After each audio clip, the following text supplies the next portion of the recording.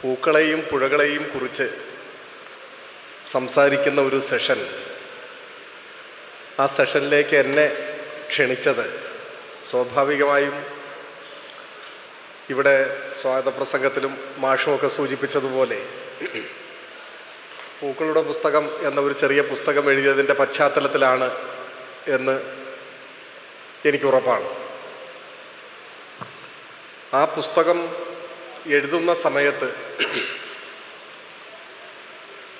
അതിൻ്റെ വായനക്കാരായി ഞാൻ മനസ്സിൽ കണ്ടത്, എൻ്റെ മനസ്സിലുണ്ടായിരുന്ന മുഖം കുട്ടികളുടേതാണ് എന്നതിൻ്റെ ആമുഖത്തിൽ ഞാൻ സൂചിപ്പിച്ചിട്ടുണ്ട്. സ്കൂൾ വിദ്യാർത്ഥികളായ കുട്ടികളുടെ മുഖമാണ് അങ്ങനെ ഒരു പുസ്തകം എഴുതുന്ന സമയത്ത് എൻ്റെ മനസ്സിലുണ്ടായിരുന്നത് എന്ന് ഞാൻ സൂചിപ്പിച്ചിട്ടുണ്ട്. അതിൻ്റെ കാരണം ഒരു വരിയിൽ കാരണവും സൂചിപ്പിച്ചിട്ടുണ്ട്.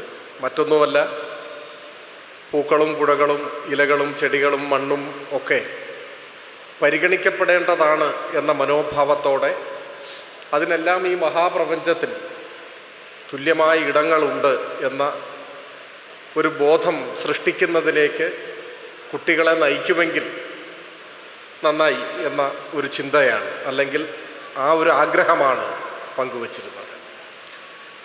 നമ്മുടെ ഈ മഹാപ്രപഞ്ചത്തിൽ നിസ്സാരമായ ഒന്നുമില്ലെന്നും എല്ലാറ്റിനും അതിൻ്റെതായ ഒരു ഇടമുണ്ടെന്നും മനുഷ്യരായി ജീവിക്കുമ്പോൾ തന്നെ എല്ലാ ജീവജാലങ്ങളുടെയും, സസ്യങ്ങൾ ഉൾപ്പെടെ എല്ലാ ജീവജാലങ്ങളുടെയും പ്രസക്തിയെ മാനിക്കുകയും പരിഗണിക്കുകയും ചെയ്യുന്ന മനോഭാവം നമുക്കുണ്ടാവേണ്ടതുമുണ്ട് എന്നൊരു ചിന്തയിൽ നിന്നാണ്.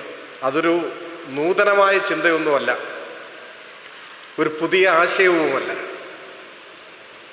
ഇപ്പോൾ എൻ്റെ ഗുരുനാഥനിൽ വള്ളത്തോൾ അത് ഭംഗിയായി ആവിഷ്കരിച്ചിട്ടുണ്ട്. ആമുഖങ്ങൾ ആവശ്യമില്ലാത്ത മലയാളത്തിലെ ഒരു കവിതയാണ് എൻ്റെ ഗുരുനാഥൻ.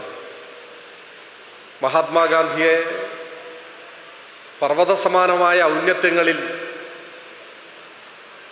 കുടിയിരുത്തുന്ന, ഗാന്ധിജിയോടുള്ള സ്നേഹാദരങ്ങൾ നിറഞ്ഞു നിൽക്കുന്ന മഹത്തായ ഒരു കാവ്യമാണ്. ഒരുപക്ഷെ സമാനമെന്ന് പറയാവുന്ന മറ്റൊരു കവിത കുഞ്ഞിരാമൻ നായരുടേതാണ്. സ്വതന്ത്രഭാരതത്തിൽ കുഞ്ഞിരാമൻ നായർ മഹാത്മാഗാന്ധിയെ ഹിമാലയ പർവ്വതവുമായാണ് ഉപമിക്കുന്നത്. ഇന്ത്യക്ക് 2 ഹിമാലയമുണ്ട് എന്നാണ് കുഞ്ഞിരാമൻ നായർ പറയുന്നത്.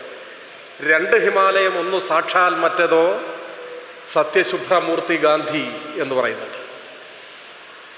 ആ മഹാപർവ്വതത്തെക്കാൾ വേണമെങ്കിൽ ഒരല്പം കൂടി ഉയരത്തിലാണ് വള്ളത്തോൾ ഗാന്ധിജിയെ വർണ്ണിക്കുന്നത്.